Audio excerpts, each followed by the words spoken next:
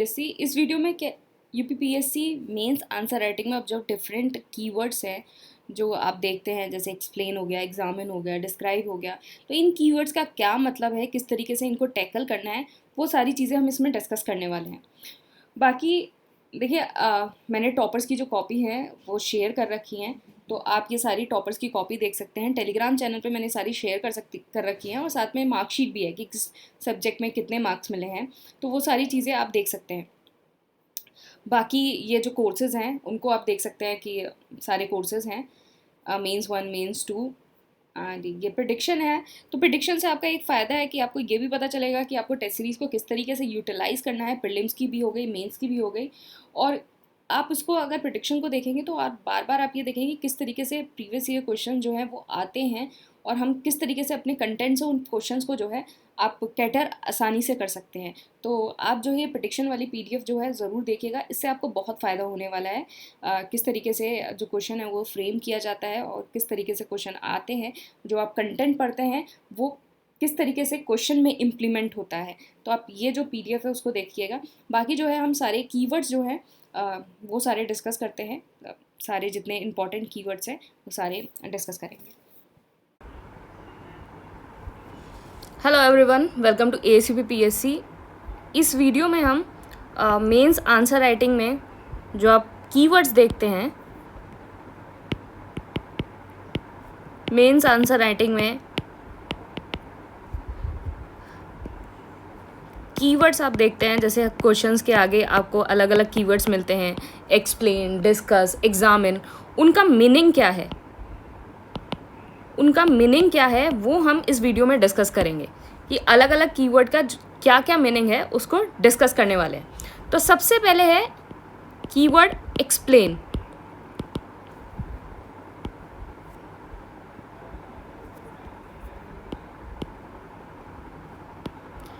जैसे आपका क्वेश्चन है कि आपको आ जाता है कि एक्सप्लेन दिस, और इस टाइप से अलग अलग क्वेश्चंस आ जाते हैं।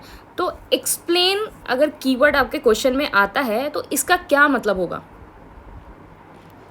तो एक्सप्लेन में आपको क्या करना है कि कोई भी आपको जैसे टॉपिक दे रखा है तो उस टॉपिक को आपको डिटेल में डिस्कस करना है, डिटेल में डिस्कस करना है।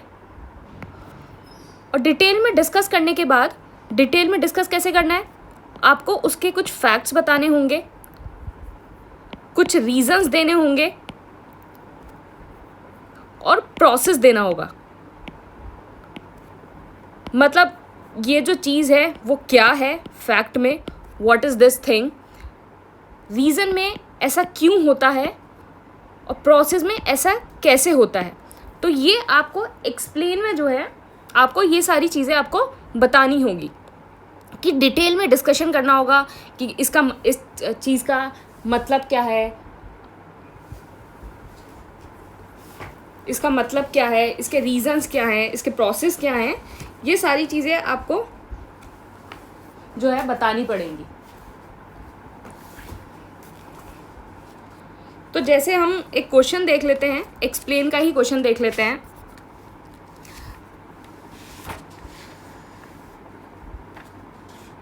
तो यूपीपीएससी का कोई क्वेश्चन जैसे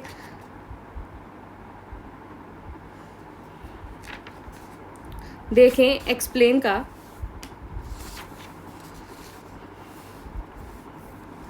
जैसे सपोज ये आ जाए कि एक्सप्लेन ग्लोबलाइजेशन और इसका क्या इम्पैक्ट है, इस टाइप से।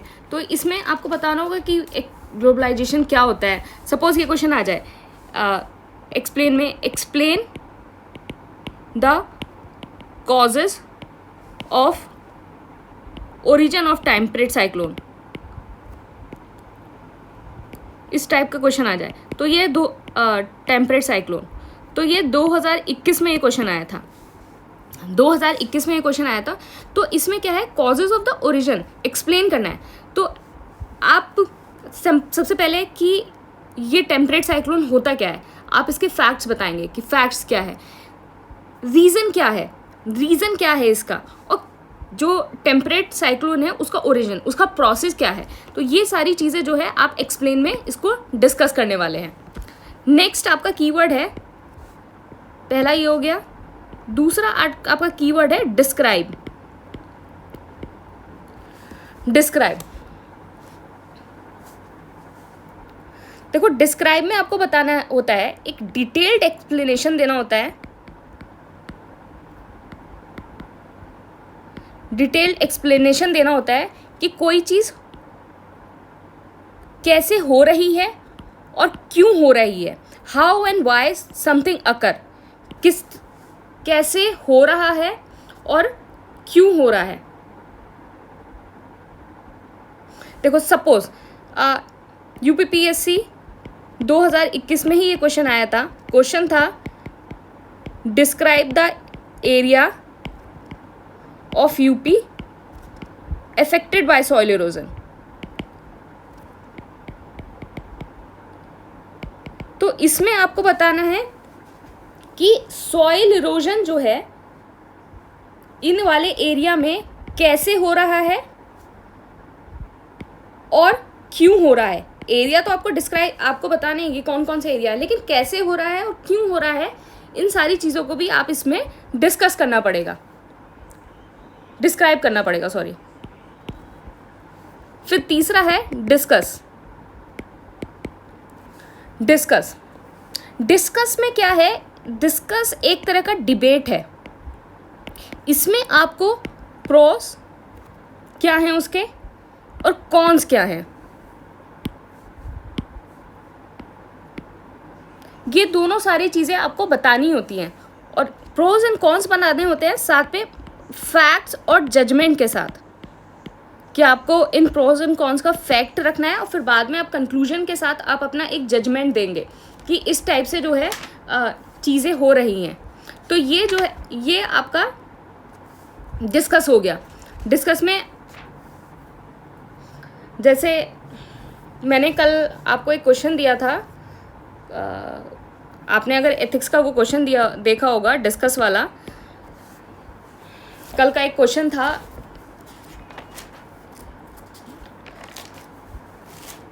कि द करंट इंटरनेट एक्सपेंशन वाला जो क्वेश्चन था, तो उसमें डिस्कस था। तो हम लोगों ने पॉजिटिव डायमेंशन और नेगेटिव डायमेंशन लिखे थे, उसके फैक्ट्स लिखे थे और फाइनल हमने एक जजमेंट दिया था। तो ये जो है आपका डिस्कस में होता है।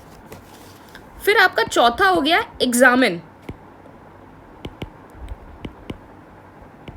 एग्जामिन,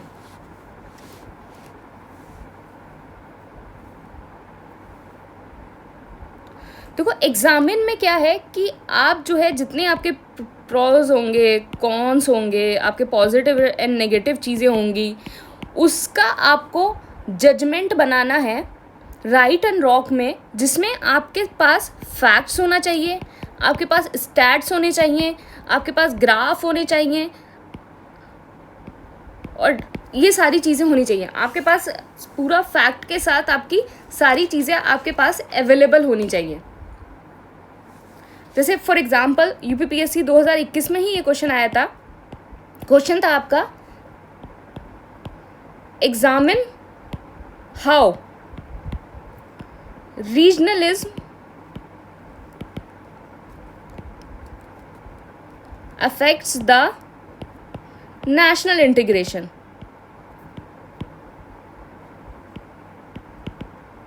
तो देखो इसमें क्या है कि आपको इसको इफेक्ट द एग्जामिन करना है, तो इसमें आपको इसके पॉजिटिव भी देने होंगे, नेगेटिव भी देने होंगे कि किस तरीके से इम्पैक्ट करना है, और इनको आप जो है फैक्ट के साथ जो है जस्टिफाई करोगे। कुछ फैक्ट्स दोगे, कुछ फिगर्स दोगे, कुछ स्टैट्स दोगे, इनके साथ जो है आप जस्टिफाई करोगे कि किस तरीके से चीज़ें हो रही हैं।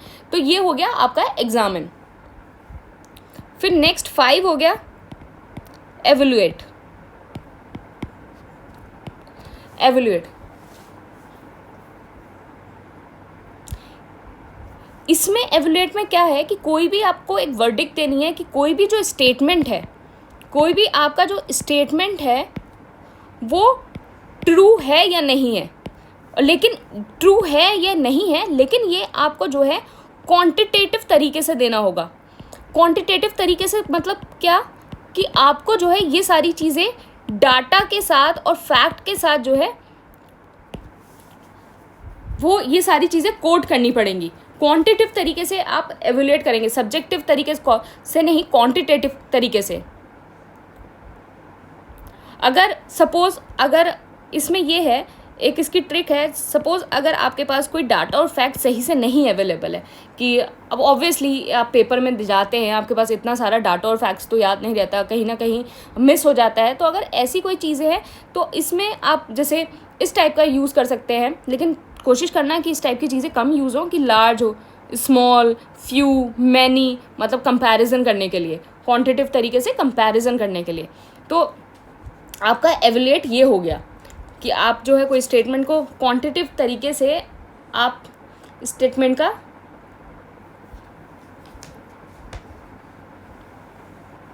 कि कोई भी स्टेटमेंट ऑफ फाइंडिंग है वो ट्रू है या नहीं है, ये क्वांटिटेटिव तरीके से जो है आपको बताना है। क्वेश्चन आया था जैसे evaluate the contribution of revolutionaries of UP in freedom struggle, ये क्वेश्चन था। तो पहले आपको एवेल्युएट करना है कंट्रीब्यूशन, तो पहले आपको इस स्टेटमेंट को ही जो है जस्टिफाइड करना होगा कि हाँ भाई उत्तर प्रदेश के जो रिवोल्यूशनरीज हैं उन्होंने कंट्रीब्यूट किया था। फिर आप जो है इसमें आप क्वांटिटेटिव डाटा देंगे कि कौन किस किस ने किया था, कि लीडर ऑफ जो उत्तर प्रदेश थे, कि लखनऊ से कौन था, कानपुर से कौन था, बरेली से कौन था, झांसी से कौन था, मेरठ से कौन था, गोरखपुर से कौन था। इस सारी चीज़ें को जो है आप क्वांटिटेटिव डाटा के साथ जो है अपने स्टेटमेंट को आप जस्टिफाई करेंगे। ये आपका एवेल्युएट हो गया। नेक्स्ट चीज़ है एनालाइज। जब कोई भी आपके पास एनालाइज करके आए अगर टर्म, तो आप क्या करना कि अपने आंसर को ना ब्रेक कर देना। अपने आंसर को एनालाइज करने के लिए आए तो अपने आंसर को हमेशा जो है ब्रेक कर दो। तो कुछ डायमेंशंस आपके ब्रेक के ये हो सकते हैं कि आपने जो है पॉलिटिकल, इकोनॉमिक, सोशल, कल्चर ऐसा करके ब्रेकडाउन बना दिया कि एनालाइज करो तो अलग अलग डिफरेंट डायमेंशंस में जो है आप अपने आंसर को जो है ब्रेक कर दो, ये आपका एनालाइज हो जाएगा। नेक्स्ट है क्रिटिकली।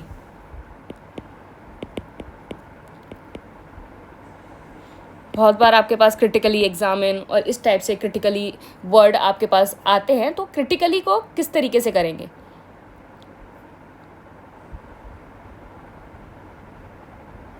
देखो क्रिटिकली में आपके पास जब भी क्रिटिकल आए तो इसमें आपको क्या करना है कि अपने आंसर्स में लिमिटेशंस लिखनी है, क्या लिमिटेशंस हो, और साथ में उसके क्या लिखना है, वे फॉरवर्ड। लिमिटेशंस के साथ वे फॉरवर्ड कि किस तरीके से जो है चीज़ों को इम्प्रूव किया जा सके। क्रिटिकली में आपको ये चीज़ें मेंशन करनी होती हैं। नेक्स्ट हो गया बहुत इम्पॉर्टेंट कमेंट। बहुत आंसर में आता है कि कोई भी चीज़ है उसके बाद दे दिया कि कमेंट करो, तो कमेंट का जो है वो क्या मतलब है।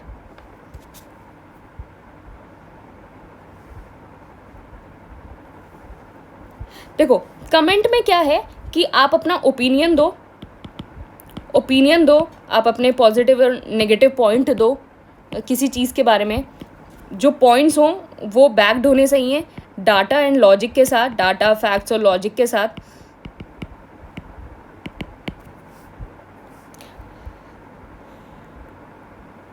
डाटा एंड फैक्ट के साथ, और साथ में कमेंट में आपका क्या है कि यहाँ जो सजेशन है कि इस तरीके से चीज़ों को इम्प्रूव किया जा सकता है, सजेशन जो है बहुत ज़्यादा इम्पॉर्टेंट होता है कमेंट में। ओपिनियन तो दे दी लेकिन सजेशन जो है बहुत ज़्यादा इम्पॉर्टेंट है। नेक्स्ट हो गया इलस्ट्रेट और इलुसिडेट।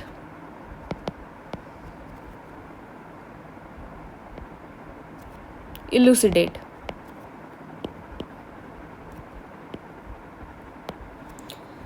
इलस्ट्रेट, और इसमें क्या हो गया, ये क्या है, ये आपका एक्सप्लेनिंग, जैसे आप एक्सप्लेन करते हैं उसकी तरह ही है, लेकिन इसमें आपको क्या करना होता है, एक्सप्लेन करने के साथ आपको एम्फेसिस देना होता है ज़्यादा एग्जाम्पल्स पे।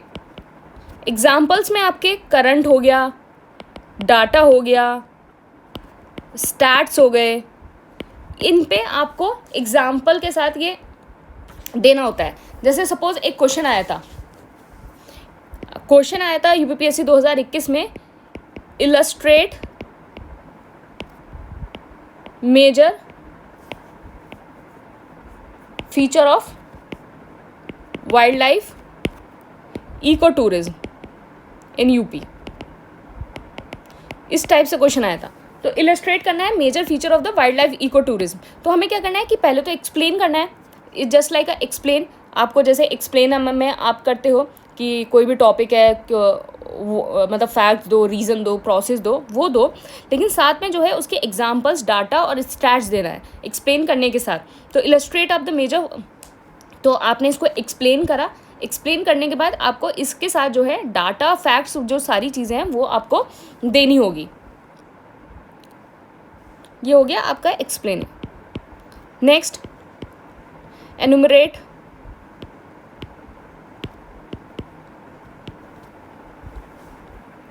एनुमरेट में क्या है कि आप अपने आंसर को नॉर्मली पॉइंट फॉर्म में लिखो, पॉइंट फॉर्मेट में लिखो,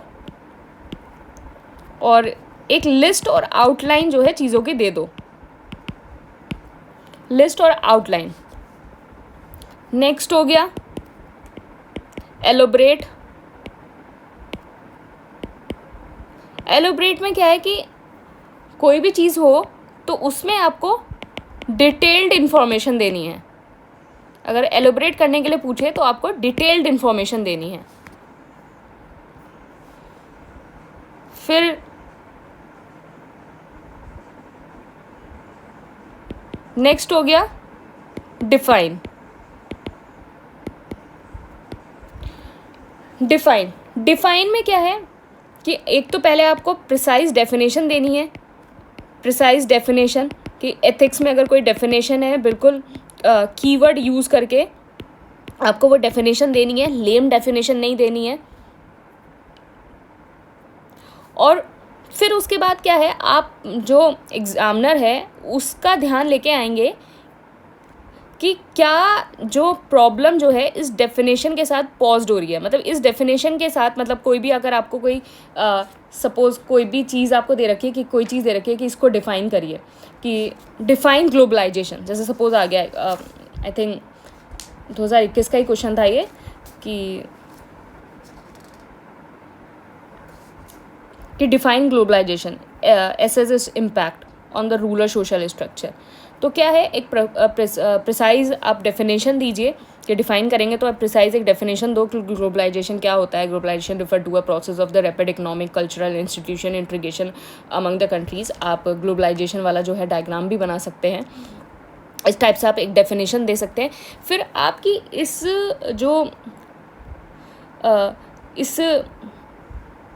कि जो क्या प्रॉब्लम जो है, मतलब जो क्या आपका जो कंसेप्ट है उसके साथ क्या प्रॉब्लम हो रही है, और इस प्रॉब्लम के बाद जो है आप अपने डिफरेंट इंटरप्रिटेशन देंगे उस प्रॉब्लम के।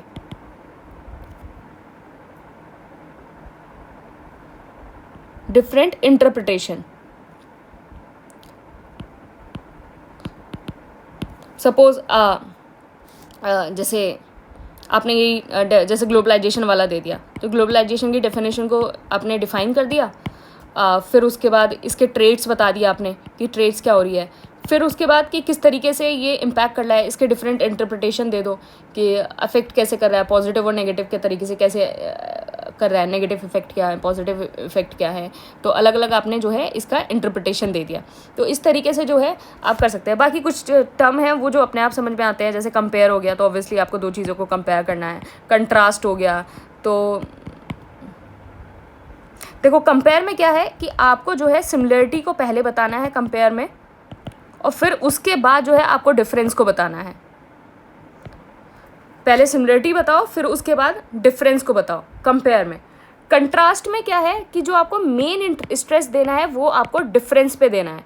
देखो सपोज अगर आपके पास कोई क्वेश्चन आता है कि कंपेयर करो, तो कंपेयर करो तो पहले आप सिमिलरिटी बता दो, फिर डिफरेंस बता दो। अगर आपके पास कोई क्वेश्चन आता है कि आपको कंट्रास्ट में बताना है, तो क्या करो, एक पैरा लिख दो कॉमन, कॉमन पैरा लिख दो किसी भी चीज़ के बारे में, किसी का कंट्रास्ट पूछा है तो किसी भी चीज़ के बारे में लिख दो।